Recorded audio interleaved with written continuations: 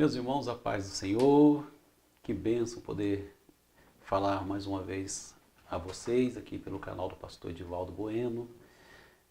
E ao final desta aula você possa aí se sentir edificado por ela e curta aí o canal do pastor Edivaldo Bueno. Nós vamos estar desta feita comentando a lição bíblica da escola dominical de jovens. Lembrando que nesse trimestre nós estamos falando aí a igreja do arrebatamento, o padrão dos Tessalonicenses para esses últimos dias. E o título da lição número 9, do dia 27/5/2018, coragem em meio à perseguição. Todos nós sabemos que o cristão, a pessoa quando entrega a sua vida a Cristo, a Bíblia vai dizer que ela agora deixa aquela vida antiga, deixa de ser escrava do pecado, ela tem agora um novo nascimento, é uma nova criatura em Cristo, deixa de ser do mundo e agora ela está como uma pessoa salva em Cristo. E sendo uma pessoa salva em Cristo, ela deixou o mundo com as suas práticas. É aí que Jesus diz no Evangelho de João, né, que ela não é mais do mundo. Não sendo do mundo, a Bíblia vai dizer, o mundo, se ela fosse do mundo, o mundo amaria o que era seu. Mas como ela é do mundo, o mundo vai perseguir, o mundo aborrece, etc, etc. Então a igreja de Cristo, tanto o próprio Senhor Jesus quanto a sua igreja nos dias apostólicos, quanto no primeiro século, a igreja ela vem passando perseguições. No caso da lição, nós estaremos vendo a igreja de Tessalônica, dos Tessalonicenses. Mas, só a título de conhecimento, mais de 215 milhões de cristãos no mundo enfrentam algum tipo de oposição, como resultado da sua identidade com Jesus, a identificação com Jesus Cristo, ou seja, por conta da fé em Cristo. Tá? Então, esse número de mais de 215 milhões, tá? É fruto de pesquisa em aproximadamente 50 países onde há perseguição mais severa. Então, notem que a igreja ainda padece perseguições imensas, né, intensas em alguns países. Tá? Então, como se classifica, tá? Quando ocorre uma perseguição? Tá? Não tem, por exemplo, o cristão ele não tem os seus direitos de liberdade religiosa garantidos. Por exemplo, num país, num estado, onde o cristão ele perde os direitos de adorar ao Deus, de expressar a sua fé, a sua liberdade religiosa, ele não tem direito garantido. Onde a conversão ao cristianismo é proibida por causa de ameaças vindas do governo ou de grupos extremistas. Aí classifica uma perseguição, uma oposição. Onde são forçados a deixar suas casas, empregos, por medo das violências que pode alcançá-los, né? Também onde são agredidos fisicamente ou até mesmo mortos por causa da sua fé.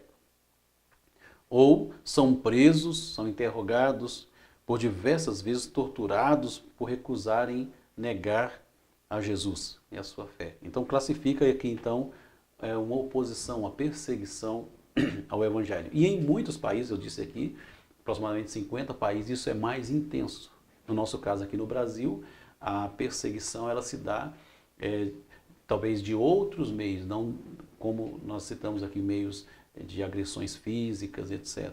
Mas há fatos de irmãos, talvez na sua classe, que você vai ministrar, algum jovem que está sofrendo uma grande oposição, sua fé está sendo todos os dias testada diante de tribulações e perseguições. Então, com certeza, essa lição ela irá ajudar-nos bastante quanto a isso. Então, nós vamos estar vendo aí esse tema, coragem em meio à perseguição, baseada na segunda epístola de Paulo aos Tessalonicenses. Paulo, ele escreve a primeira carta animando esses irmãos, fortalecendo a fé desses irmãos, para que eles permanecessem firmes. Paulo elogia eles, o amor deles, a dedicação desses irmãos. Mas então, surgindo logo após ele ter escrito essa carta, surgem alguns problemas, alguns irmãos na igreja que estavam trazendo pensamentos errôneos ou com atitudes erradas, tá? Principalmente em relação à vinda do dia do Senhor, tá? E então Paulo escreve essa segunda carta, tá? A fim de corrigir esses falsos ensinamentos, tá? Essas maneiras erradas de agir desses irmãos, tá? Então Paulo escreve encorajando eles, dizendo que o dia do Salvador, o dia do Senhor viria, tá? Mas haveria algumas manifestações que antecederiam, tá? E Paulo anima esses irmãos a permanecerem firmes diante das grandes perseguições que antecederiam esses dias. Então, basicamente, nós vamos estar vendo aqui Paulo encorajando os irmãos de Tessalônica diante das várias perseguições, tá? Então nós vimos aí que esses irmãos, ou pelo menos essa carta de Paulo aos Tessalonicenses, ela abrangia 3 problemas aí, ou 3 grandes áreas, tá? Que é a política cultural, teológica e social, tá? São 3 áreas, tá? Política, tá? Porque esses irmãos, eles estavam enfrentando grande perseguição por parte das autoridades, tá? E como eles enxergavam as autoridades, porque Paulo, inclusive, ele ensina esses irmãos a retribuir com amor e não com ódio, com ira, tá? Na questão cultural e social. Havia um grupo de pessoas ali, inclusive Paulo, já no fim da epístola, no capítulo 3, Paulo vai, nas suas exortação prática, né, a vários deveres cristãos, Paulo, ele fala olha, eu estou sabendo de pessoas que andam de forma desordenada, né, desordenada, estavam os irmãos andando de forma errada, não segundo aquilo que ele tinha ensinado, mas andando de forma errada, entendeu? Alguns não queriam nem trabalhar mais diante da iminente volta de Cristo. Eles imaginavam, não, Jesus está vindo, vai vir logo, então não querem nem trabalhar. Então eles se ocupavam com as coisas relacionadas à fé cristã, mas não queriam trabalhar. Então Paulo diz, olha, se não quer trabalhar, também não coma. Todos vocês devem trabalhar. É isso que ele diz aqui no versículo no capítulo 3, versículo de número 12. Tá? A eles, porém, determinamos e exortamos no Senhor Jesus Cristo que, trabalhando tranquilamente, comam o próprio pão. Tá? Então, Paulo ele exorta esses irmãos a várias questões práticas da vida do crente. Tá? Então, o primeiro tópico diz aí, como se portar diante das tribulações. Como se portar diante das tribulações? É fato que todos nós, se que servimos ao Senhor, padeceremos tribulações. Todos nós.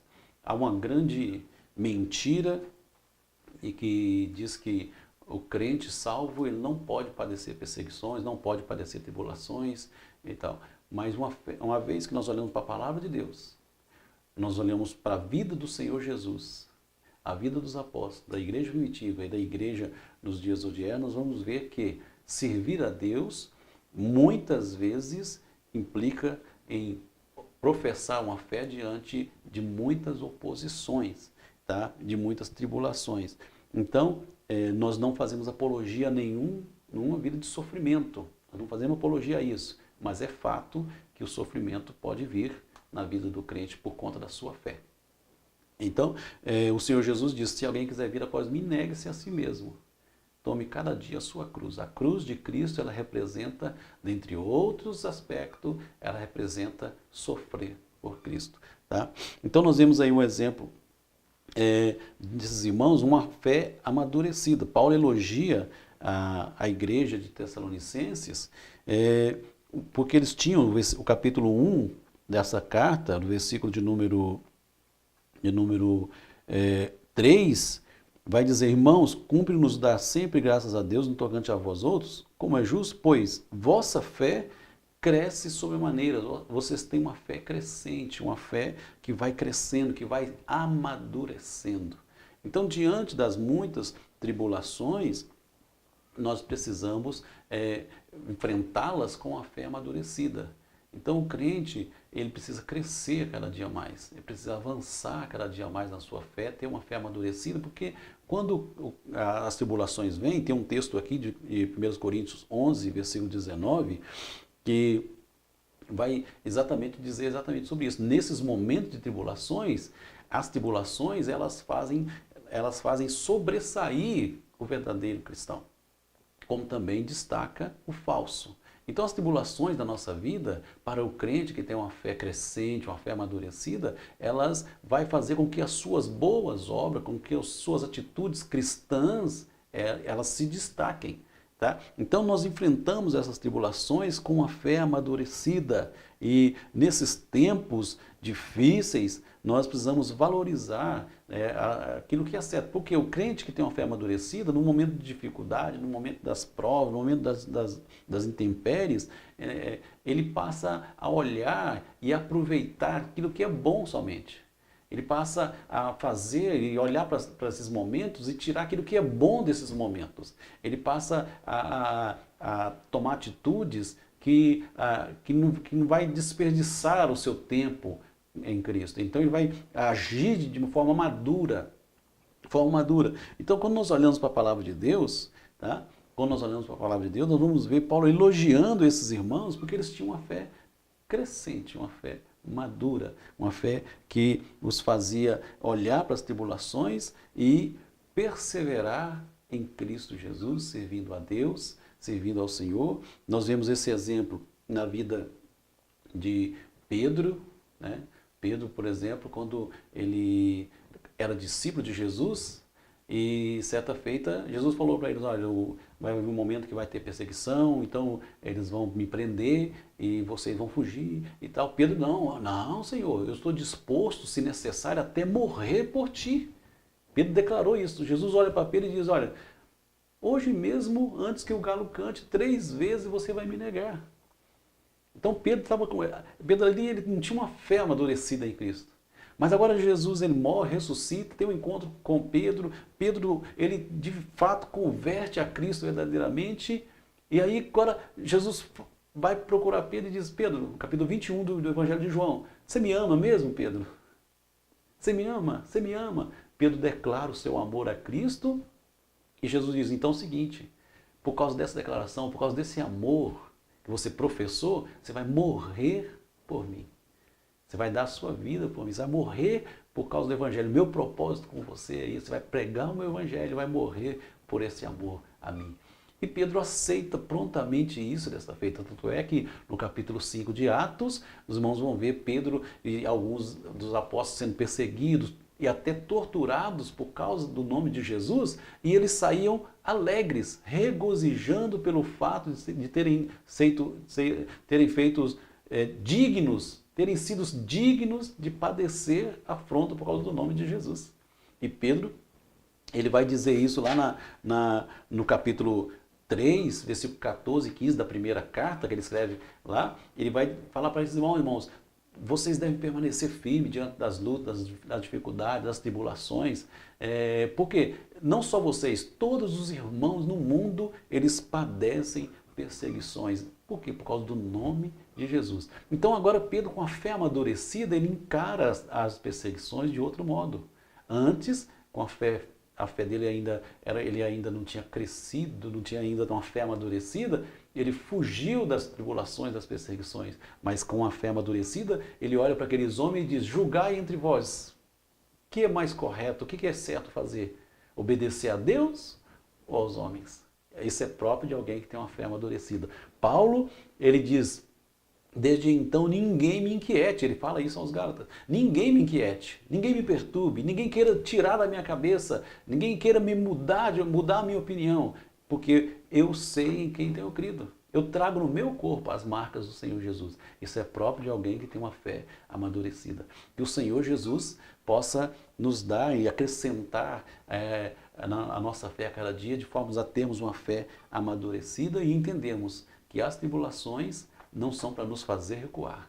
Elas não devem nos fazer recuar. Elas não são um ponto final. Elas não são para nós algo que vai dar cabo à nossa vida e à nossa fé. Pelo contrário, elas nos faz crescer. E nós iremos aproveitar esses momentos para avançar cada vez mais e nos achegarmos a Deus. Tá? Então, a fé amadurecida, com um amor que se multiplica. Paulo elogia esses irmãos no capítulo 1 da carta aos Tessalonicenses. Ele diz no versículo de número 3 ainda, na parte B, que vosso amor mútuo, ou seu mútuo amor de uns para com os outros, que vai aumentando, ou seja, o amor deles se multiplicava. Então notem que muitas pessoas eles dizem, parei na fé. Talvez na sua classe está faltando aí, vai faltar algum jovem, você notou a falta de algum aluno, e talvez o motivo seja isso. As tribulações, oposições à fé, a falta, os amigos foram embora, a família está se afastando. Talvez seja esse o motivo, mas as tribulações, elas não são para nos fazer parar. As tribulações, elas não são, as lutas, as provações, elas não devem causar esse efeito em nós. Pelo contrário, esses irmãos, o seu amor aumentou cada vez mais. Aumentou.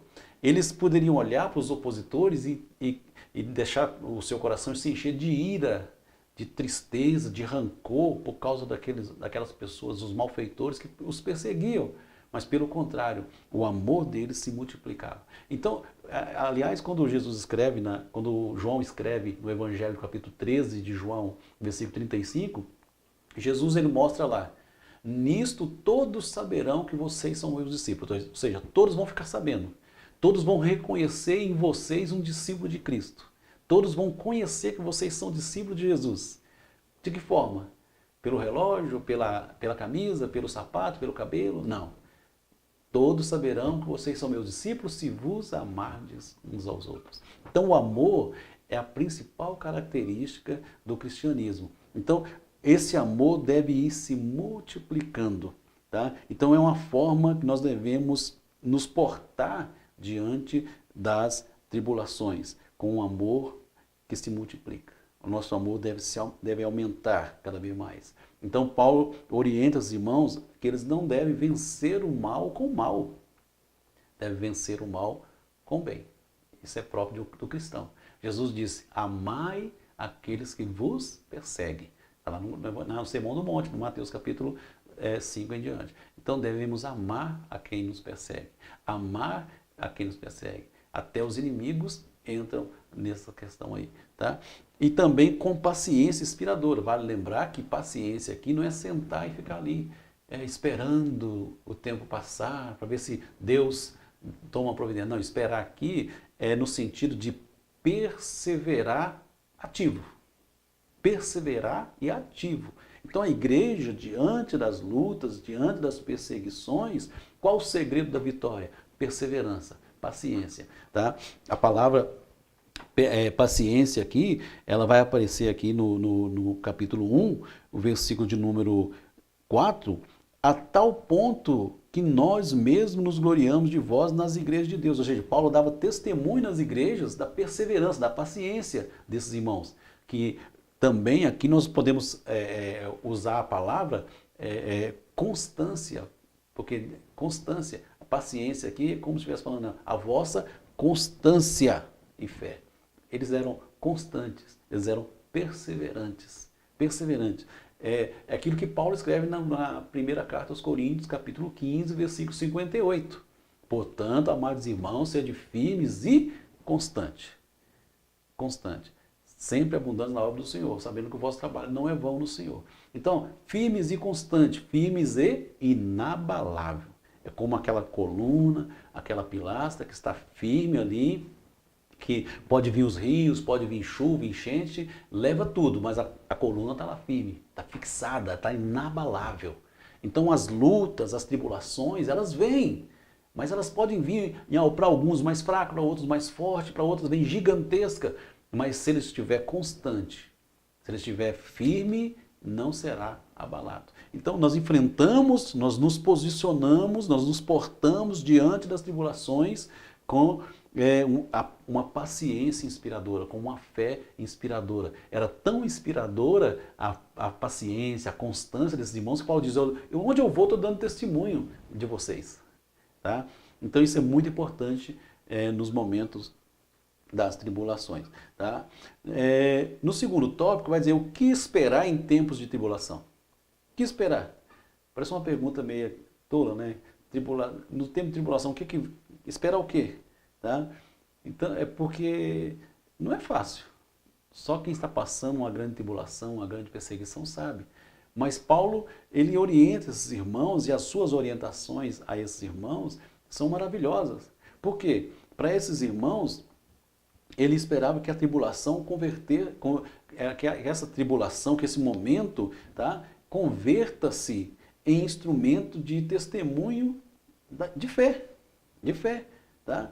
Infelizmente a gente sabe que a intolerância por parte da população, tanto nesses dias aqui, quanto em alguns países, cidades, estados, né?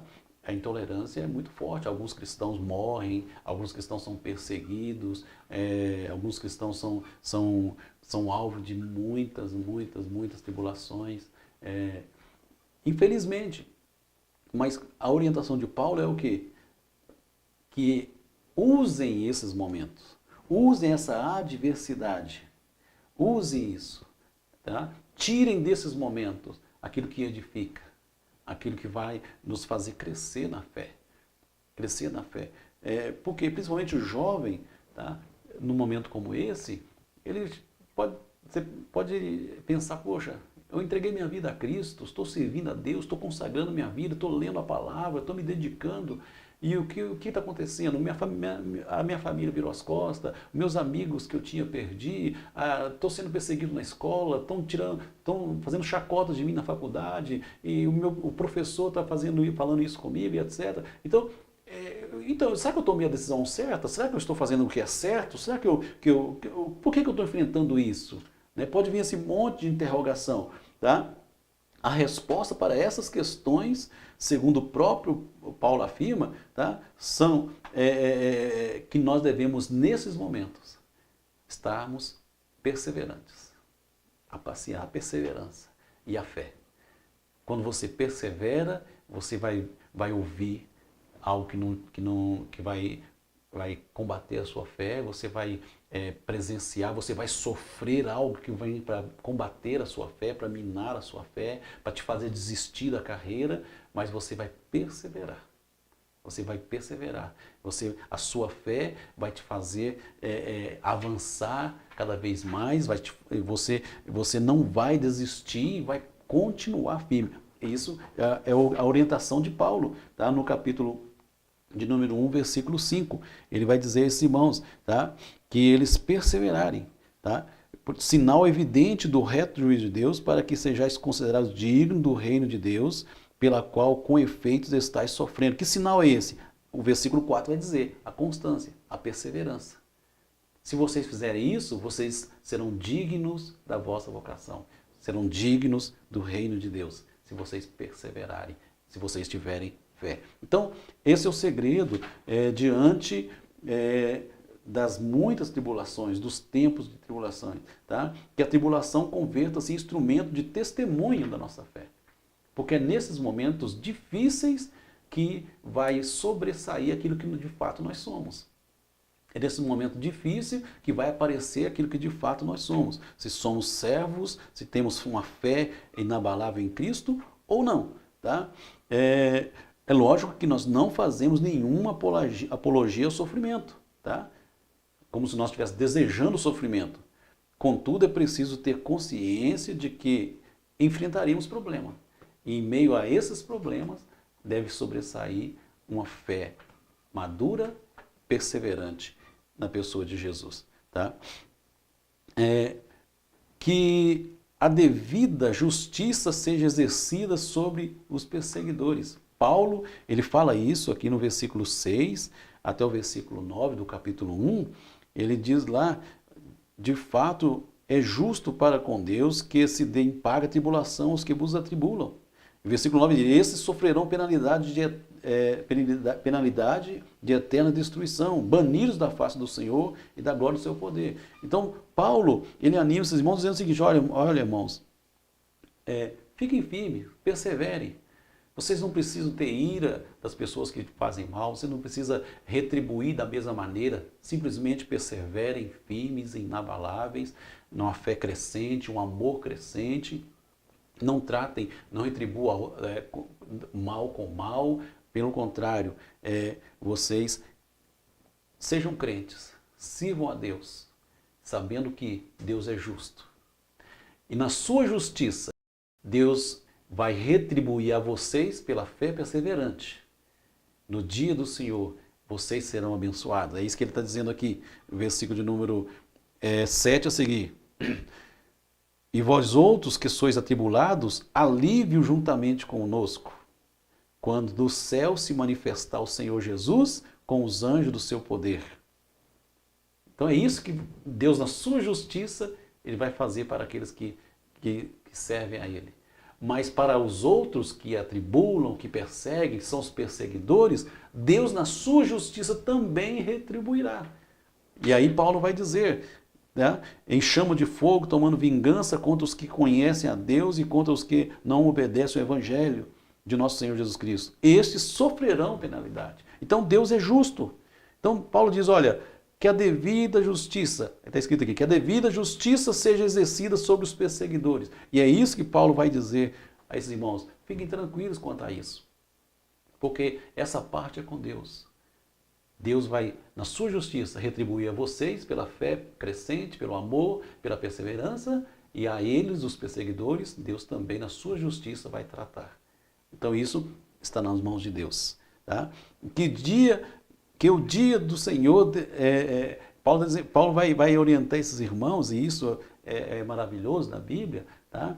Que vai mostrar para nós, olha, o dia do Senhor vai vir descanso, alívio, porque para muitos a vida cristã, ela não tem tantas dificuldades, tantas perseguições. Muitos de nós conhecemos perseguições pelo que nós vemos e ouvimos de outras pessoas, enquanto outros passam na íntegra, na realidade, como esses irmãos. Então a vinda do Senhor será um dia de alívio. A eternidade para a igreja será descanso, alívio. Para os infiéis não, mas para os crentes o dia do descanso virá. Virá o dia do descanso. Então, nosso descanso não é aqui, mas nós aguardamos esse dia, esperamos esse dia. E Paulo anima esses irmãos a perseverarem diante das perseguições. Encoraja esses irmãos em meio às perseguições, mostrando para eles que o dia do alívio, o dia do descanso virá. Então nós passamos pelas perseguições, passamos pelas provas, olhando, vislumbrando esse grande dia. Então cabe a nós aguardarmos com fé, esperarmos com fé, né? Porque o Senhor, ele está no seu trono. E ele julga com justiça, ele contempla os fiéis da terra. O Senhor no seu trono, ele contempla, ele não está aquém da sua perseguição, das tribulações que todos nós vivemos. Ele conhece e ele vai estender as suas mãos. Nós vamos alcançar nele as promessas que ele mesmo tem nos feito e nos dará o descanso das perseguições sofridas aqui neste mundo. Paulo ele anima a fé desses irmãos desta forma. No terceiro tópico, a oração de Paulo pelos Tessalonicenses. Paulo, ele fala, nós rogamos, Paulo diz isso exatamente sobre isso. Tá? Ele diz aqui, versículo de número 3, ele já começa mostrando isso para os irmãos. Ele tanto agradece, dá graças a Deus, tá, no tocante aos irmãos, mas ele vai mostrar que ele busca a Deus por esses irmãos, ele busca o Senhor por esses irmãos, ele ora a Deus por esses irmãos para que eles tenham uma vocação confirmada. Exatamente isso, para que nesses momentos, para que essas perseguições sofridas pela igreja dos Tessalonicenses não fizessem recuar, pelo contrário. Pelo contrário, que eles, nesses momentos, eles destacassem como verdadeiros servos de Deus. Tá? É por isso que a lição vai dizer que não vem dos Tessalonicenses o direito de salvação. Tá? Eles não é disso, olha, se vocês fizerem assim, se vocês forem dessa forma, se vocês agirem dessa forma, vocês vão ter direito à salvação. Não é isso que Paulo está dizendo. Paulo está dizendo o seguinte, vocês são salvos. E cabe aos salvos agir de maneira digna, como foi chamado. Digna da vocação. E para nós vivermos como salvo, tá? O Eterno exige de nós, exige dos seus filhos, um padrão ético elevado. Um padrão ético que destaque o crente do não crente, os que servem a Deus daquele que não serve. É isso que Paulo está dizendo, tá? A salvação, ela é dada unicamente por Cristo e ponto, acabou. Efésios capítulo 2, versículo 8. Tá? Não vem das obras, mas se espera do salvo que pratique obras dignas da salvação, digna da sua vocação, que a sua vocação seja confirmada através do seu testemunho. Tá? É isso que Paulo está dizendo. Tá? Então, exige um padrão elevado, tá? Um padrão ético elevado. A vida digna para a qual somos chamados também é uma realização de Deus em nosso ser. Tá? Então, de que modo vamos viver isso? Tá? Paulo está dizendo o seguinte, que nesses momentos é hora de vocês terem um testemunho ativo. Ativo. Aliás, essa é a postura da igreja. A postura de Jesus, ele diz, eu edificarei a minha igreja e as portas do inferno não prevalecerão contra ela. Notem que Jesus está dizendo, as portas do inferno não prevalecerão. Então, a igreja não está na defensiva. A igreja está na ofensiva. É ela que está combatendo as portas. Porque diz, as portas do inferno não prevalecerão contra ela, contra a igreja que está na ofensiva. Então, o nosso testemunho é ativo. Então, as tribulações, as perseguições, nesses momentos, é que nós devemos sobressair com o nosso testemunho cristão, tá? Com atitudes cristãs, com procedimento cristão, encabeçados aí pelo amor, tá? A obediência e o fervor. Então, o crente, eu estou desanimado porque estou sendo perseguido, estou desanimado, estou parando na fé porque estou passando tribulação. Não, nada disso, pelo contrário. É nessa hora que deve sobressair, tá? É nessa hora que deve aparecer o verdadeiro crente que somos, tá? E a nossa verdadeira fé em Cristo. Então, Paulo ora para que esses irmãos tenham a sua vocação confirmada nesses momentos. Paulo ora para que eles vivam a vontade de Deus. Tá? A vontade de Deus. Precisamos entender, lembra que eu citei o caso de Pedro, no capítulo 21 do Evangelho de João, quando Jesus ele perguntou a Pedro, você me ama? Pedro disse, eu amo. Então é o seguinte, quando você era novo, você vestia a si mesmo, mas quando você envelhecer, outros vão tomar pela mão. Jesus estava falando da morte de Pedro, e Pedro entendeu perfeitamente isso. Mas Pedro, ele aceitou prontamente isso, a sua vocação, o chamado, e ele aceitou e encarou isso com a fé inabalável e crescente. Tá? Então, entender a vontade de Deus. É bem verdade que se perguntava, olha, o que você prefere? Obedecer a Deus ou não obedecer a Deus? Qualquer crente vai dizer, é melhor obedecer a Deus. Só que nem sempre a vontade de Deus é exatamente aquilo que a gente pensa que é. Entendeu? Porque, imagine, irmão, se nós fôssemos olhar, se fosse a nossa vontade, a nossa forma de fazer a obra do Senhor, a gente ia imaginar, eu quero todas as vezes que eu pregar, eu quero uma multidão enorme, eu quero facilidade para o translado, eu quero que todo missionário tenha passe livre em qualquer país, tenha passagem de graça. Eu ia pensando um monte de coisa assim, entendeu? Mas nem sempre é assim, entendeu? Já pensou quando Deus fala para o jovem, para o adolescente José, estava em Canaã, na casa com seus pais ainda, ele diz, olha, você vai ser cabeça, entendeu? Seu pai, sua mãe, seus irmãos te servirão. E a pessoa, não é lindo isso? Mas dali daquele sonho, até o trono lá no Egito, como governador do Egito, só Faraó estava acima dele. Até lá, nesse meio, nota que teve cobra no deserto, teve a casa de Potifar, teve prisão no Egito. Então, nem sempre a vontade de Deus é exatamente aquilo que nós imaginamos. Mas nós devemos ter fé suficiente em Deus e perseverarmos, tá? E Paulo está dizendo o seguinte: ó Senhor, que eles possam reconhecer a tua vontade. Estão sendo perseguidos, mas o Senhor chamou eles para pregar o Evangelho, para dar um bom testemunho. Então vamos que eles perseverem nisso. A tribulação não pode tirar o foco da nossa chamada, da nossa vocação. Entendeu? As lutas, as intempéries da vida não podem nos tirar o foco. Nós fomos chamados para crescer, para progredir na fé cristã e testemunhar do amor de Cristo. Então nada neste mundo pode nos desviar dessa vocação, desse chamado. Então nada desse mundo pode nos fazer parar. Então deve-se entender a vontade de Deus. E essa é a vontade de Deus, tá? Mesmo passando por meio de tribulação, passando por dificuldade, porque muitas vezes essas tribulações, Deus usa elas para mostrar de fato o seu amor para conosco, o seu cuidado conosco, como também para destacar o verdadeiro crente, e muitas vezes as perseguições nos lapidam. As perseguições, elas fortalecem muitas vezes a nossa fé, então isso nós devemos glorificar a Deus em meio a essas dificuldades. Tá? É isso que está dizendo aqui, glorifique o Senhor com as suas vidas.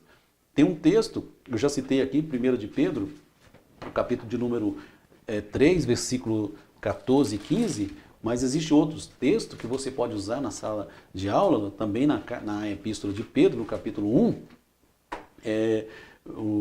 além do capítulo 4, né, versículo 12 ao 16, da primeira epístola de Pedro, diz lá o versículo 12: Amado, não estranheis o fogo ardente que surge no meio de vós, destinado a provar-vos, como se alguma coisa extraordinária vos estivesse acontecendo. Pelo contrário, alegrai-vos na medida em que sois coparticipantes do sofrimento de Cristo, para que também na revelação de sua glória vos alegreis exultando. Se pelo nome de Cristo sois injuriados, bem-aventurados sois, porque sobre vós repousa o Espírito da glória de Deus. Então, nesses momentos, nós devemos glorificar a Deus com as nossas vidas. Alegrarmos por isso, porque se somos perseguidos, nós devemos lembrar que haverá um dia que nós repousaremos de tudo isso. Se somos perseguidos, porque não somos nesse mundo, o Senhor nos separou deste mundo. Se somos perseguidos, nós devemos adorar e glorificar a Deus, tá? Por nossas vidas, pelo testemunho cristão.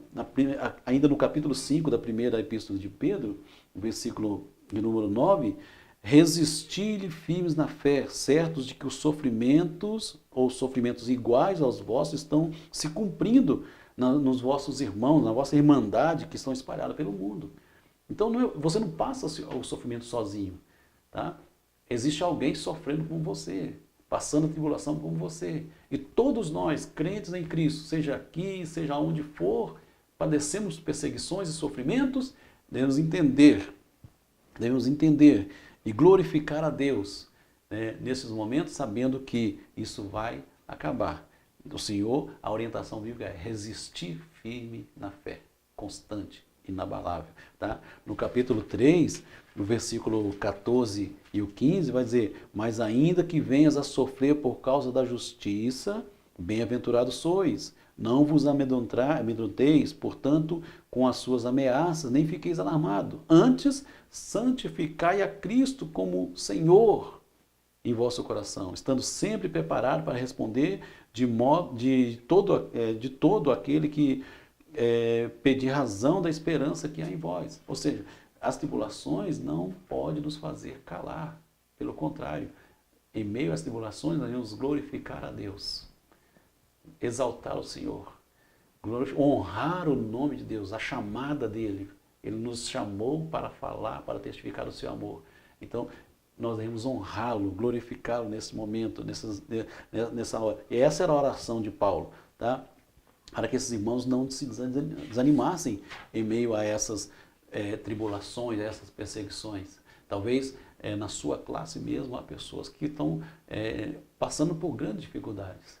Que essa aula, que essa lição venha ajudá-los neste momento difícil, nessa hora difícil, e que eles sejam fortalecidos através da sua aula, sejam edificados através da sua aula, que eles sejam, que eles cresçam e avancem, tá? De maneira que eles tenham um amor multiplicado, de maneira que eles tenham uma fé perseverante, constante no Senhor, uma vez que eles venham glorificar a Deus nesses momentos de dificuldade.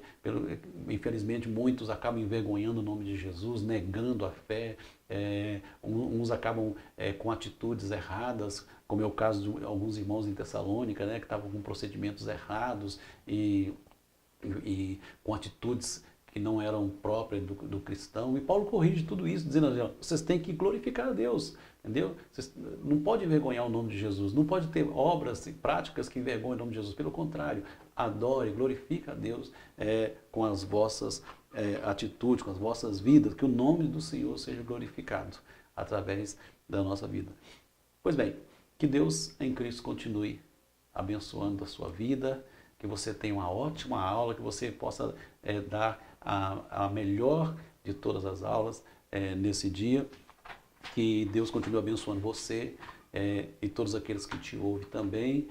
É um prazer poder falar aqui a você. Curta aí o canal do professor Divaldo Bueno, que Deus abençoe. A paz do Senhor.